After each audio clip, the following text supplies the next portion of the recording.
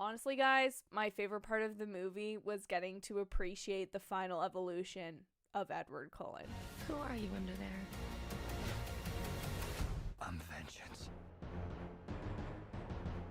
Hey y'all, today we are reviewing The Batman, Matt Reeves' newest cinematic entry into the masked vigilante of Gotham City. Guys, I don't even know where to begin with this one because you know me, you know I am a Marvel person. And anyone that's watching that who is new to my channel, hi, I am a Marvel person. DCEU movies don't always hit home for me. So when one does, you know I'm not exaggerating, you know I'm not lying about it. I think this film has some of the most interesting stylistic choices that I've ever seen in a Batman film, has potentially my personal favorite Batman performance from Robert Pattinson because I feel like he embodies the tortured yet also youthful spirit of someone like a Bruce Wayne. He has like this vengeance, but you can tell that it's draining him, and I think that was really interesting to see in this Batman.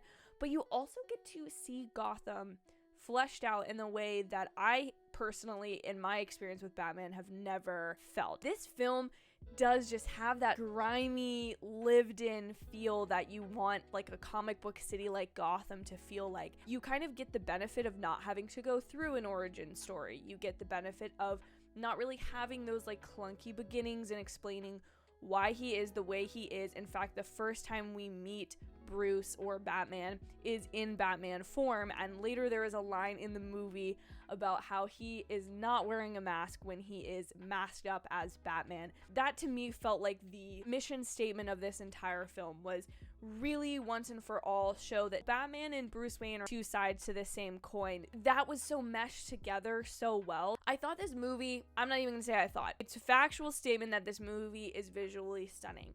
And I don't like to throw around the C word, cinematography. I don't like to just loosely sprinkle that word, but this film is shot in a way that makes it feel sort of like it's on film. Again, it has that gritty style of something that was shot in like the 70s. I haven't looked into like what film or cameras were used for this, but you feel that inherent in the movie. And if you're a cinephile, you know what I'm talking about. There's just something so crisp about it. And the way that the DP, the director of photography, or the cinematographer chose to light this movie, oh my god, it is beautiful. Like, the way that shadows just come to life and the way that this movie does not shy away from using silhouettes or backlit shots, it was stunning and gave the film this really stylistic vibe. It gave it a really stylistic aesthetic, at the same time incorporating that with the natural shots of the sun rising over Gotham or things like that. So truly, there's no gripes or issues that I have there. I really don't. I thought the writing was absolutely superb in this movie, okay? The subplots to me are what make a movie well written. It was able to incorporate all of the different characters that it did. Catwoman, Penguin, Riddler, potentially some other people that I don't want to spoil, but there's things that it is able to do because it is so centered around these subplots and how those all intermingle that it makes this city feel alive. There are different locations where each of these characters inhabit, all of the different things that they are personally up to, their relationships. All of that to me is what makes this movie so narratively rich and what is going to make it so enjoyable, I think, for so many viewers, whether they are a fan of Batman or of DCEU or none of the above. If they just like film, this movie really is just solid in that department, and I don't like to throw that around lightly. It's able to weave a lot together without making the film too muddied, which is something that I think some movies verge on the edge of. They try to do so much, and more is not always more. The thing that I think works the best about this movie, Batman really serves as a detective in this movie as well as a vigilante, and he has a much closer relationship to Jim Gordon than I think we've ever seen him before. We get to see him using his mind and not just being a reclusive billionaire and then a guy that beats criminals into a pulp at night. This movie really was a true film noir or a vigilante detective story, and you really get to feel that. It does have the shift around the midpoint of the film into feeling much more like a superhero movie as the stakes are raised, but honestly, a lot of films, if you kind of study the scripts or look at the movie, they will change halfway through. And the Batman, as the stakes are raised, things are going to intensify, and that's when you get those really action-packed sequences. This film has a fantastic car chase scene that I kind of wanted to make a Tenet joke about, but it wasn't the right timing, you know, in the movie theater. Just not really comedy club. The last thing I want to talk about is a little bit of a spoiler, so I'll just put the little warning here. Again, nothing serious. I think there's a really interesting duality here between Batman and the Riddler.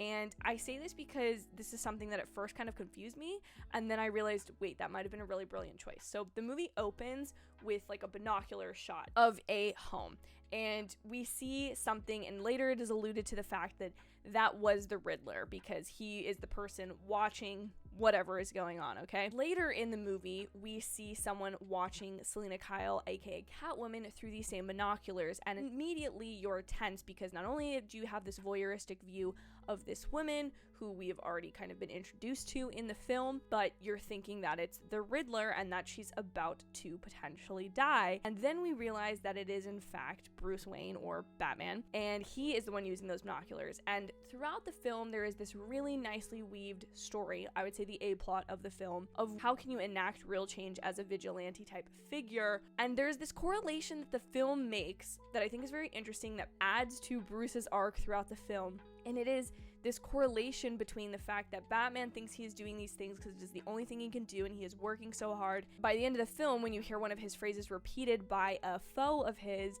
there's just something so chilling about the fact that somebody who could be trying to do something for good could end up being a message for the wrong people or symbolize something that he wasn't intending to. And so I thought that was really driven home well with the binocular shots. The voyeurism in the terms of the Riddler is much more sinister than it is in the terms of the Batman, but they're both doing the same thing with a very similar device. And basically, I'm just trying to say that there's a connection made there about what Batman is supposed to represent within Gotham. Ultimately, again, it really knocked my socks off. I hope you guys know that that's not an exaggeration coming from me. I genuinely mean it. I can't wait for everyone to go see this movie on Friday, March 4th. So whenever I get this video up, go see the movie if you haven't already. Please leave your thoughts on it down in the comments below. Thank you guys again so much for watching. I hope you have an absolutely amazing day or night whenever you're getting to watch this, and I will see you in my very next video.